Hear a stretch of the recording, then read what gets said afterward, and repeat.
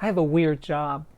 I talk about sound quality and I'm trying to communicate what I'm hearing when I'm reviewing a product with words.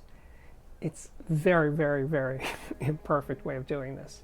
And I've been struggling with it for a long time.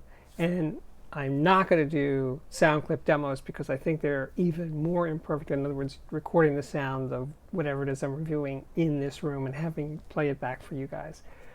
There are many sites that offer that service, and I think you should go use them and look at them and get what you can out of them. But I'm not going to be part of that that way of doing it.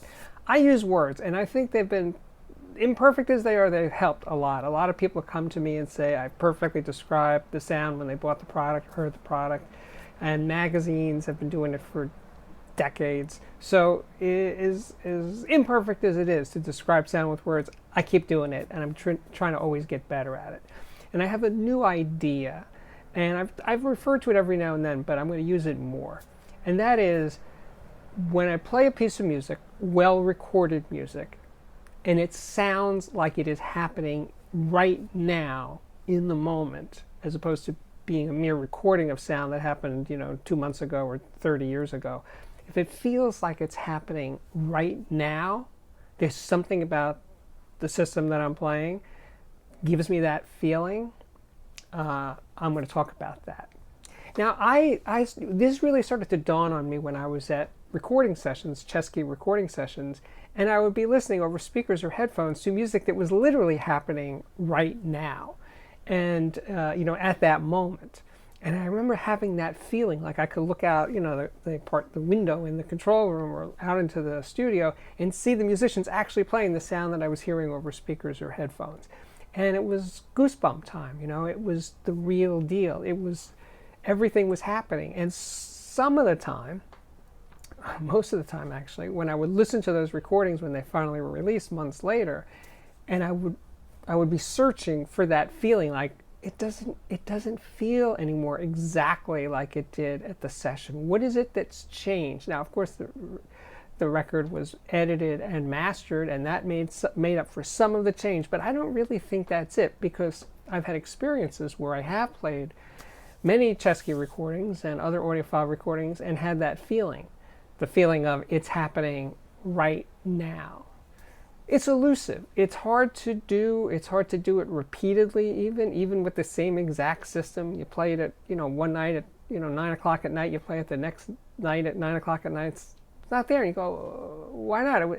Nothing's changed, except it's 24 hours later and it's not happening now. Why is it not happening? Well, it could be the AC power coming out of the wall. It could be barometric pressure. It could be my mood. It could be a bunch of things, right? So it's hard. It's hard to really pin down. But when it happens, it's a really big deal.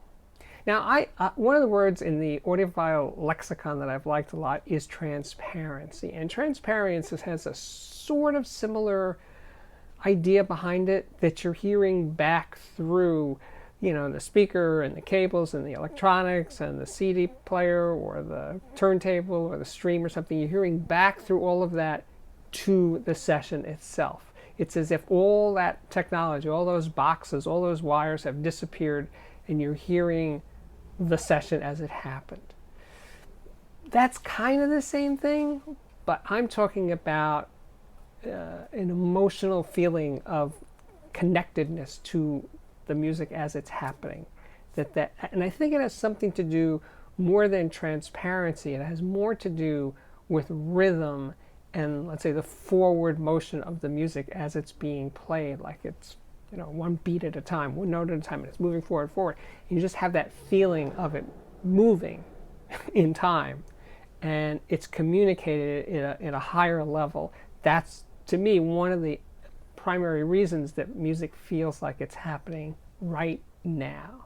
I think it's also part of, it's connected to other things like transparency and also stereo imaging and sound states that you can look into the sound, so to speak, and hear the sense of space and place that the musicians are playing in. That communicate, that also adds to that feeling that this is happening in this very moment.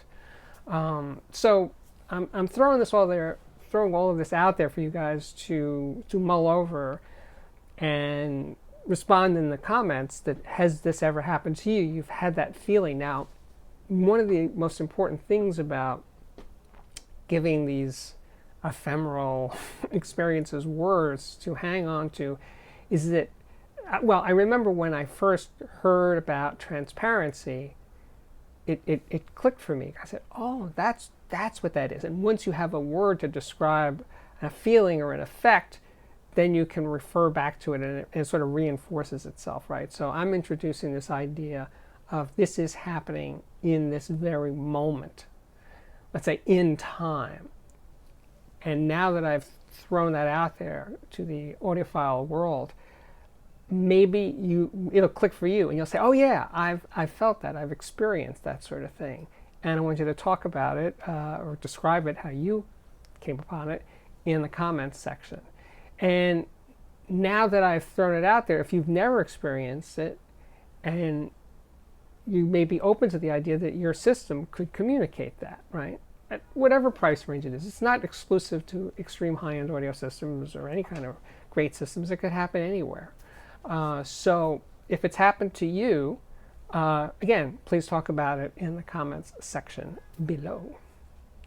That is it for today. My name is Steve Guttenberg. This is the Audiophiliac Daily Show, coming to you 5 or 6 days a week right now. If you like it, please subscribe. Check out the playlist. I have, like 768 videos.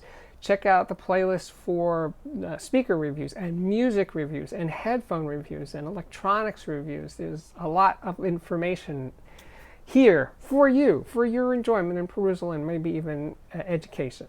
And you can, oh, by the way, you can follow me on Twitter at Audiophiliac Man. You can follow me on Instagram at steve.guttenberg.